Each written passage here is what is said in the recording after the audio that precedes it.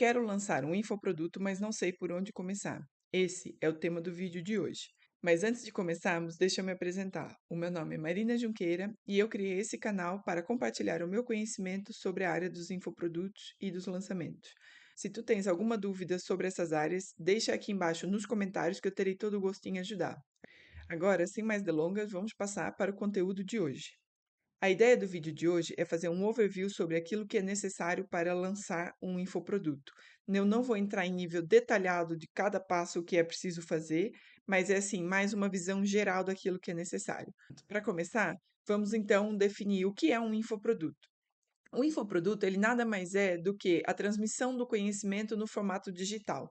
Ou seja, eu sou detentora de um conhecimento e quero transmitir esse conhecimento para outras pessoas. Então, há várias formas que eu posso fazê-lo.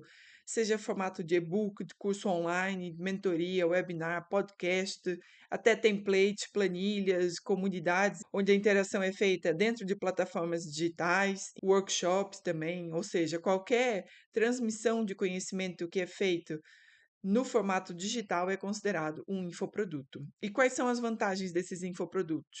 Bom, ele tem um baixo investimento inicial, porque basta aqui criar vídeos até, por exemplo, aqui no YouTube, que até é gratuito, portanto, é um baixo investimento inicial, tem um grande potencial de escala, porque um mesmo infoproduto pode ser vendido para muitas pessoas. A questão da automatização de processos, em que muitas coisas podem ser feitas de forma automática e não é necessário estar ali a fazer passo a passo, e, portanto, isso ajuda muito na questão da escala. E também a questão da liberdade geográfica, uma vez que para um infoproduto basta teres acesso à internet, não é? Para conseguir comunicar-se com outras pessoas e pode estar em qualquer lugar e não precisa, diferente, por exemplo, de uma loja física, em que tu tens que estar ali presencialmente para vender. No caso do infoproduto, isso não acontece. Então, em termos de criação do infoproduto, o que é preciso, né? A primeira coisa que é preciso é identificar o nicho, ou seja, escolher um problema que tu consegues resolver. Pensar em dificuldades, em conhecimentos que tu tens e que outras pessoas estão a passar pelo mesmo ou precisam de ajuda e que tu sabes como resolver aquele problema, então a transmissão do teu conhecimento para essas pessoas pode ser em formato de um infoproduto. Depois, é importante a definição do público. E por que é tão importante a definição do público? Porque as pessoas têm problemas diferentes e, portanto, nem toda a gente tem interesse naquilo que é o problema que tu resolves. E quando eu falo aqui em problema, deixa-me fazer essa adenda primeiro, é que um problema não necessariamente é uma coisa ruim. Por exemplo, fazer um hobby, por exemplo, não é um problema no sentido de que a pessoa precisa daquilo por um motivo, sei lá, seja de saúde ou financeiro ou o que for, mas é uma coisa que vai lhe trazer um bem-estar, é um conhecimento que ela não tem e que ela quer ter. Portanto, o problema aqui não é visto no sentido pejorativo, mas é no sentido de a pessoa quer uma coisa que ela ainda não tem e tu tens o conhecimento sobre aquela coisa e pode transmitir para ela. Portanto, é importante definir o público. Voltando aqui para a questão do público, é importante definir esse público exatamente por isso. Por quê? Porque nem toda a gente tem os mesmos interesses, nem todo mundo sente as mesmas dores, vamos dizer, tem os mesmos desejos ou os mesmos objetivos, e é importante, então, tu conseguir segmentar quem são essas pessoas, ou seja, quem é o teu cliente ideal, quem são as pessoas que efetivamente têm interesse naquilo que é o teu produto, o teu conhecimento.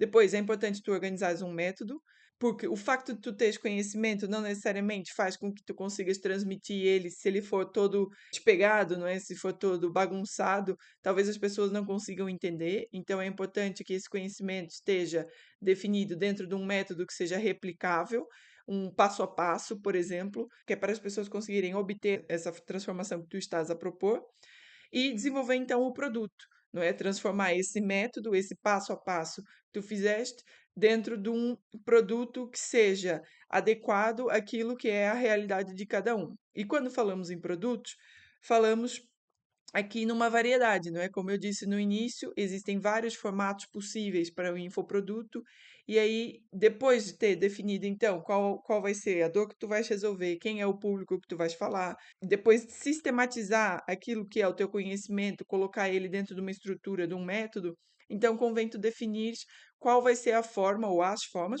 pode ser mais do que uma, que vais fazer então essa transmissão.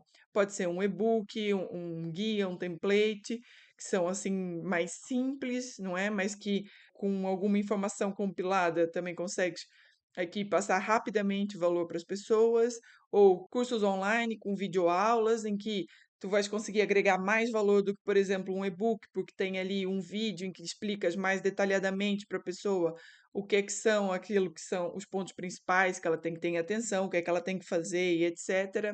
Também existe aqui o formato podcast, por exemplo, aqui no YouTube é muito comum e vê-se muito, né, os podcasts, em que pode ser sozinho ou entrevistas, mas enfim, aqui através de conversas ou de vídeos conseguir transmitir o conhecimento. Também em formatos de mentorias em que estás ali, numa sala de Zoom, por exemplo, a falar diretamente com as pessoas, a tirar dúvidas em tempo real e agregar aqui bastante valor também para as pessoas, ou seja, dependendo de qual é a tua área de conhecimento, quem é o teu público e etcétera, faz sentido tu definires então qual é o melhor formato para o teu infoproduto. Depois de teres isso tudo definido, vais começar a planear e a criar o conteúdo efetivamente. É importante ter, como nós já falamos, uma estrutura organizada, com um roteiro lógico, com início, meio e fim, que é para as pessoas terem a sensação de que tiveram uma evolução, né? Não é uma coisa assim desgarrada, um pouquinho aqui, um pouquinho ali, etc., porque senão as pessoas ficam perdidas. É importante haver uma continuidade, se pensarmos numa escada, né, degrau a degrau, e não agora falo, a pessoa está aqui no degrau mais de baixo, depois passa para o penúltimo degrau, volta para o terceiro, depois não sei o quê. Não é assim. É importante ela sentir que está a evoluir gradativamente, portanto, organização. O uso de recursos visuais, claro, se estamos a falar de um produto que é entregue no formato digital, faz sentido que sejam utilizados formatos visuais, seja vídeo, seja imagens, enfim, vídeos explicativos.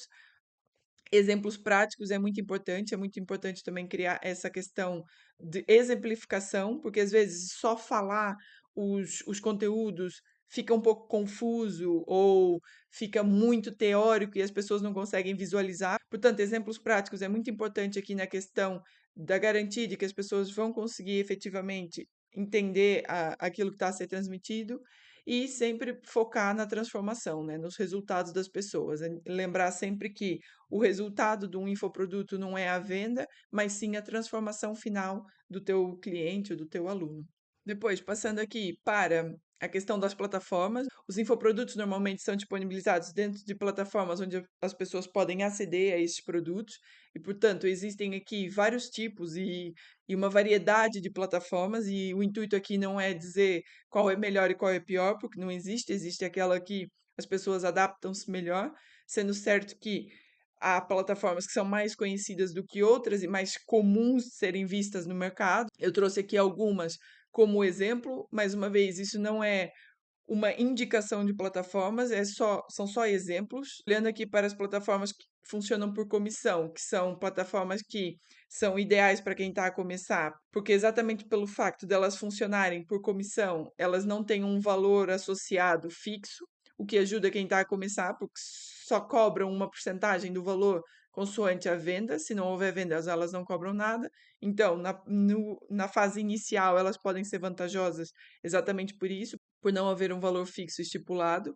Então, como exemplo, nós temos a Hotmart, nós temos a Salespark aqui em Portugal, a Edusa, a QIFI no Brasil. Depois, em termos de plataformas dedicadas, essas sim são plataformas que são mais específicas dentro das suas áreas, portanto, estamos a falar de plataformas específicas de áreas de membro, plataformas específicas de checkout, plataformas específicas para uma série de coisas, para faturação e etc. Elas têm uma experiência melhor em termos de usabilidade, porque elas são dedicadas somente àquela fase do processo.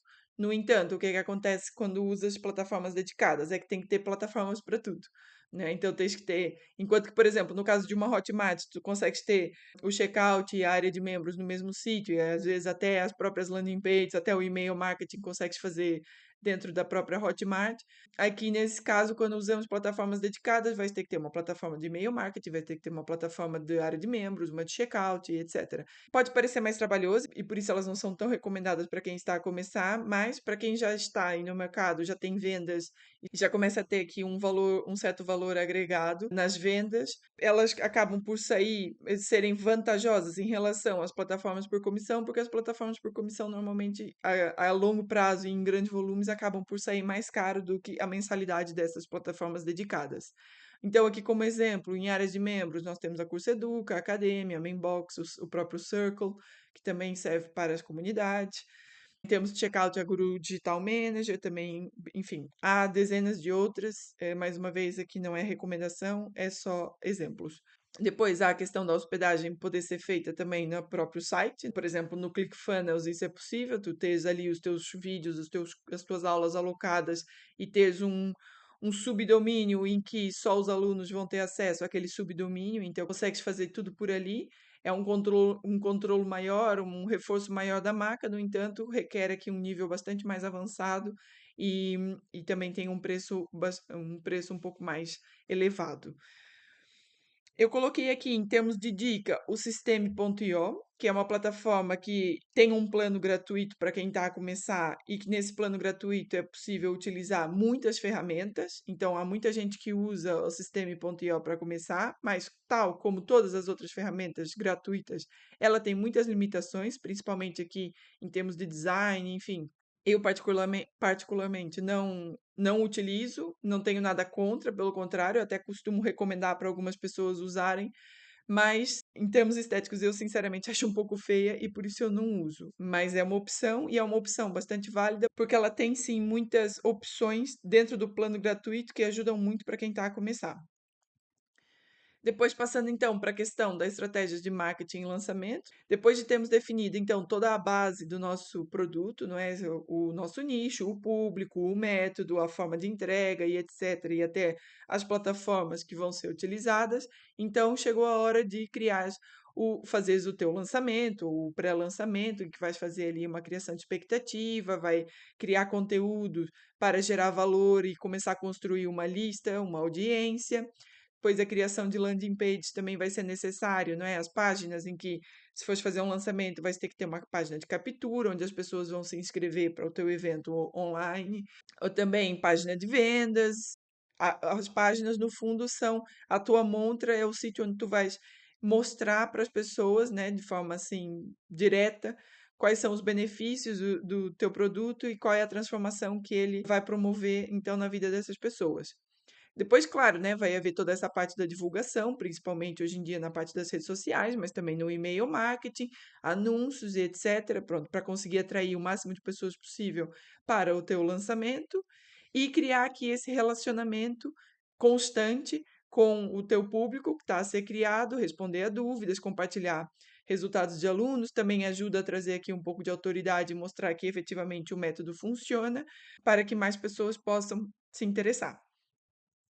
Por último, mas não menos importante, lembrando sempre a questão da melhoria contínua.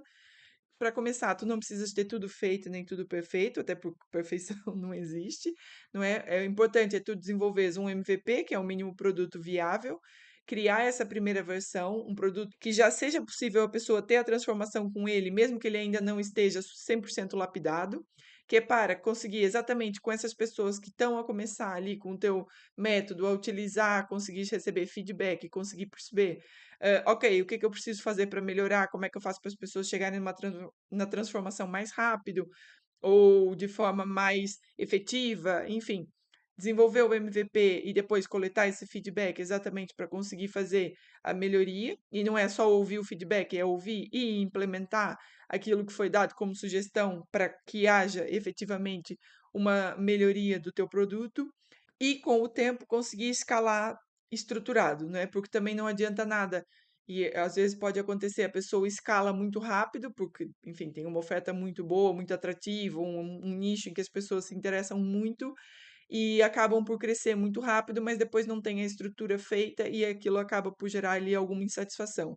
Então, para crescer de forma sustentável e planeada, o ideal é aqui que esse ciclozinho seja repetido sempre. Vai desenvolver o produto, vai coletar feedback, vai implementar melhoria e vai crescer mais um pouco.